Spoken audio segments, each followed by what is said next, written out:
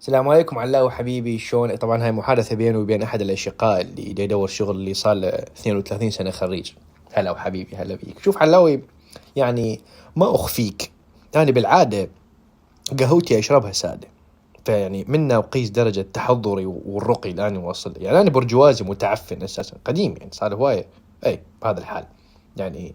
فأنا دور على شغل، عندك أحد يشغلني من أي تدلل سهلة؟ بس علوها أني ما أشتغل أي شغل، أنا حافي، يعني ما أنا حافي، يعني أنا البولة أداورها يعني حتى ما أعطش. وإحنا ناس نتريق مثل نغدى، ويعني والحمد لله والشكر إحنا صيت نواصل المنطقة، ما تعرف بعد، تعرف حالة إيه. أوكي، شو تريد؟ يعني دور على شغل؟ أي سهل، دور على شغل يابا. أوكي تعال خل أقول لك الأشغال عندي. يابا تشتغل بمطعم، محتاجين ويتر يعني ياخذ الطلبات. علاوي ده نقول لك إحنا من عائلة برجوازية متعفن لك بابا. إحنا تراني والدي أول واحد دخل الفنيل الحفر. وش تسوي؟ كنا نحفرهن، احنا كنا نحفرهن. ترى كان يجن عدلات شكو شخص حاليا لابس، اسال اي واحد لابس فانيله حفر توصل لك محفوره وكان انا ايش تحفر اعضعضها. انا اعضعضها. ايش بيك؟ ايش عنه ويتر؟ والله ما مرجيه منك. هاي يا عيني. لا مو مال المطعم، لا اقول لك انا شويه، اقول لك قهوه تشربها ساده شويه، شي بعد ارقى عندك. ما قلت لي برجواز متعفن؟ تمام. زين. انت وعليك شاب مرتب، عندي محل مال هدوم محتاج واحد، يعني ابو المال محتاج واحد يوقف على المحل ويرتب وكذا ويبيع. علاوي تراني عمي اول سبحان الله، هيك شخصيه من تجي تتداول وياه وتتناقش يطلع واحد من اهله مدخل اي شيء تشوفه عينك. علاوي تراني عمي ايش بيك؟ ليش اللح شق المنشار؟ اول واحد دخل الستره السرا وين كانت؟ ترى تجي سرا واحد يوستر اللاخ. احنا اخذناه من الدوله، احنا بلطناه اساسا. ترى الموضوع كان شوف بدايه الستر لما كنا باليونان بالسبعينات، بدا يدش، اي بدا يضرب شلغم ماك على تسمع يعني خلي تمسلت ببلاش اسمع. كانت 3 دقم صارت دقمتين، هسه موديل الدقمه الوحده. بالاخير قام ينطون ويا الستره علش بوبي، هو تسد الستره جوار باطل. فالستره الاخ احنا اخذناه من الدوله، قلنا ندخله بالستره اساسا.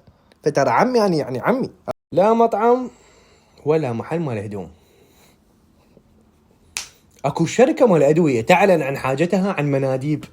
اي مندوب، جمع مندوب. اي يعني تنزل تشوف الصيدليات محتاج توفر لهم من شركتنا وتخرج وحده مختصات طبيه. الموضوع مو غريب عليك. فيعني هو هذا الشغل يعني هو نسب وراتب شهري وتفتر ويعني هيك، يعني هيك تجي اللقمه يعني اسوي لك بعد. والله العظيم ما غيره. علاوي خالي اذا سمعوا هذا الموضوع راح يزعل. اكيد خالك ابو عمار، هو ابو عمار مؤسس الاوبرا الخبط، هو نفسه. بكل منطقه اكو معاون صحي يعني نسميه مضمد اسمه ابو عمار. شايف المنطقه كلها عن بكره ابيها بدون لبسان. يعني هو هيك اساسا. يزعل اذا اشوفك تضرب اوبرا بغير منطقه، يظل هيك خرج عليك. شبيه هي تبزز ويعدل هيك بالقطن. اكيد هو طالع له نفسه. هو خالك ما بيه مجال. ابو عمار بكل منطقه هو خالك. شكو ابو عمار باي منطقه هو خالك، ولا هو يعني شو العلاقه بالفيلد هذا اسلفتين؟ وسبحان الله بيك شبه من عنده، طويل شعر منه ماكو، هذا المحيط بيه شعر وهيك يباع عنده شام هناك وش كبيره، هو هيك ويباع عليك. تخيل هذا راح يطهرك. ودائما عنده جيبه هيك قميص في عنده جيب منه يخلي بيه الجنسيه وبطاقه السكن والفلوس ويعلق بيه المناظر. جيب ابو عمار مقدم على الرعايه اساسا مو كثر ما متضرر. اكيد هو خالك ما بيمجال، وهو ما قابل على هاي الشغل انا متاكد، وانت ماخذك حجه، انت ما تريد تشتغل بابا. دور شغل ابو 3 دقائق براتب شهري 5200 مليون يورو. ان شاء الله. اني 12 سنه خريج الكليه الفلانيه يصلخ لي فد اسم هذا السي او او مي او اي سي او ان دوت دبليو اكس واي زد، ذني هاي الكليات العريقه العملاق. تريدني اشتغل بمحل مال هدوم ارهم الواحد دقمه ستر على بنطلون بيجي كتان هيك انا تشوفني رخيص؟ هي مو تنحسب. اذا حصلت تعيين دوله روح بالعافيه عليك، ما حصلت هذا الشغل موجود، والا روح طبك مرض موت من الجوع وحدك. هاي ظل فلان يصرف عليك وعلان يداينك، هاي شو تسوي له؟ هذا الموجود حبيبي. روح شوف مصلحتك روح. بعدين هذا الشغل احتمال يوصلك الفد اماكن يعني انت ما كنت مفكر بيها اساسا.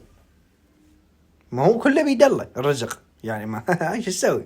ترى معتز كان صبي عند ابو خاطر النحاس، بعدين ابو عصام سوى له انتساب للدكانه مالته، قام يودي ويجيب بالغدا. مات ابو عصام صار هو صيدلاني، شو مدري ما اعرف، يعني قام ينطي ادويه بكيف. لهناك صار عقيد. واشتغل ابو ظافر، بدا يخطط له، يحفر له من جوا لجوا. يعني هيك الدنيا. شو عبالك انت؟ شو تريد؟